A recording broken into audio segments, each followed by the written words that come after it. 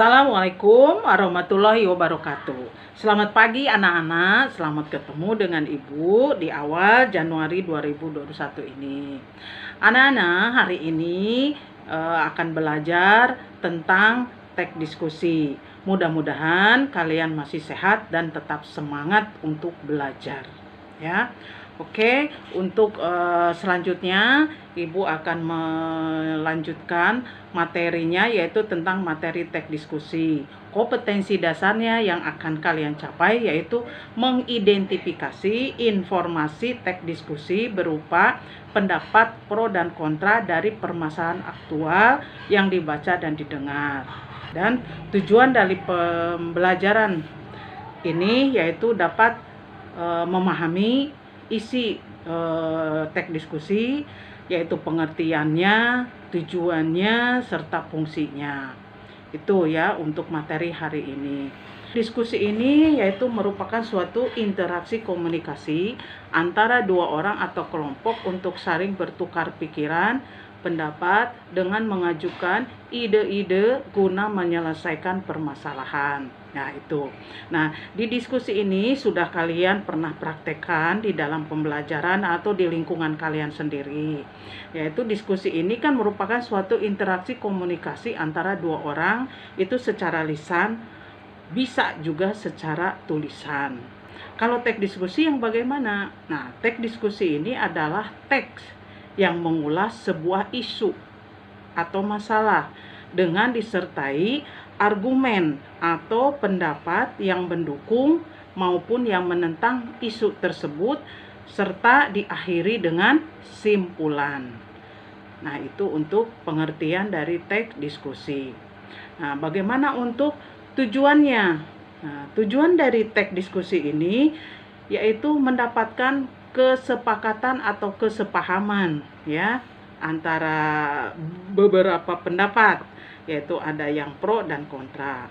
Lalu satu lagi sebagai sarana belajar dan memperoleh informasi dari sudut pandang berbeda.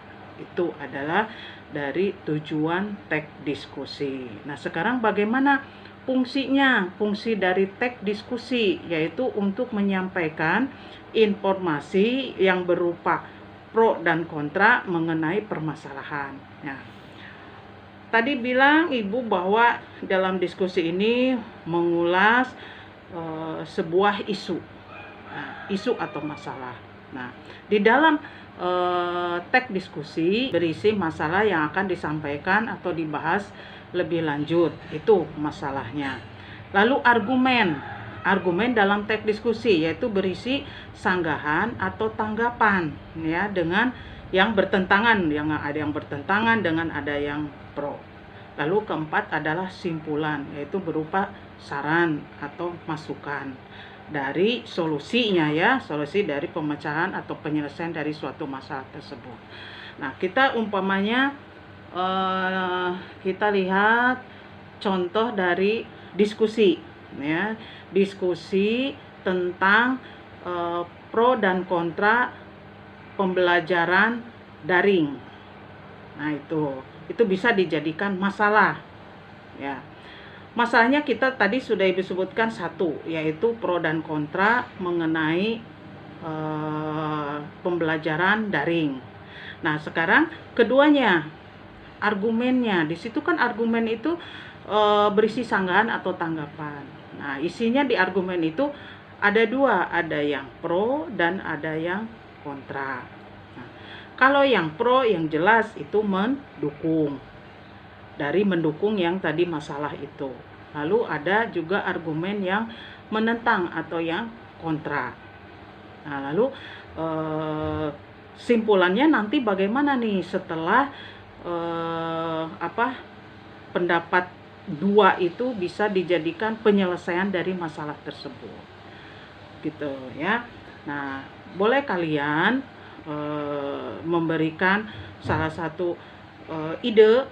Masalah sekarang bukan saja yang update ya, yang update itu, yang lain lagi boleh, selain daripada pembelajaran daring juga boleh yang lain ya, karena banyak sekarang teks diskusi-diskusi yang lagi aktual. Nah, kalau umpamanya yang sekarang, nah cuman hati-hati di dalam membuat teks diskusi itu, tetap kita harus punya ciri-cirinya, ya, ciri-ciri dari teks diskusi gitu ya. Jadi ciri-cirinya tetap satu, patokannya harus ada berisi isu atau masalah, itu ya ciri-cirinya. Lalu keduanya, sifat teksnya itu harus argumentatif ya dan informatif. Jadi harus isinya itu harus ada argumennya ya. Lalu informasinya itu harus disertai dengan fakta ya, dengan fakta, dengan data yang jelas. Jadi tidak boleh kita memberikan argumen yang tidak ada fakta atau datanya ya.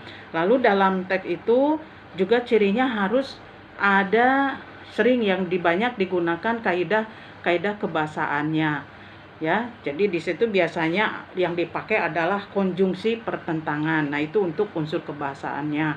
Contoh tetapi, namun, walaupun, nah itu harus ada ya di dalam teks diskusi. Ya, ini anak-anak ada salah satu contoh yang Ibu berikan, contoh teks diskusi ya. Judulnya ini game online bagi pelajar. Teks diskusi ini terdiri dari 4 paragraf ya. Paragraf pertama sudah jelas di sini ada isu atau ada masalah yang harus dipecahkan masalah tersebut. Lalu di paragraf kedua, ketiga ini ada argumen ya, argumen mendukung dan menentang atau pro dan kontranya. Lalu di paragraf keempat terakhir adalah simpulannya. Ya, jadi silakan kalian baca dan pahami, dan kalau sudah paham, kalian bisa menjawab pertanyaan yang sudah Ibu siapkan, hanya 4 pertanyaan ya. Nah, itu silakan kalian kerjakan. Ya, materi sekarang hanya mengidentifikasikan tentang pemahaman apa pengertian dari teks diskusi, 2, apa tujuannya, juga 3, apa fungsinya serta ciri-cirinya. Jadi itu saja materi dari Ibu. Silahkan kalian pahami. Kalau belum paham, boleh kalian tanya melalui WA atau Telegram. Sekian dari Ibu. Mudah-mudahan materi yang Ibu sampaikan kalian paham dan mengerti. Jangan lupa kalian harus mengisi absensi dulu ya. Akan Ibu menggunakan polling dan kalian harus semua aktif. Sekian dari Ibu. Terima kasih. Wassalamualaikum warahmatullahi wabarakatuh.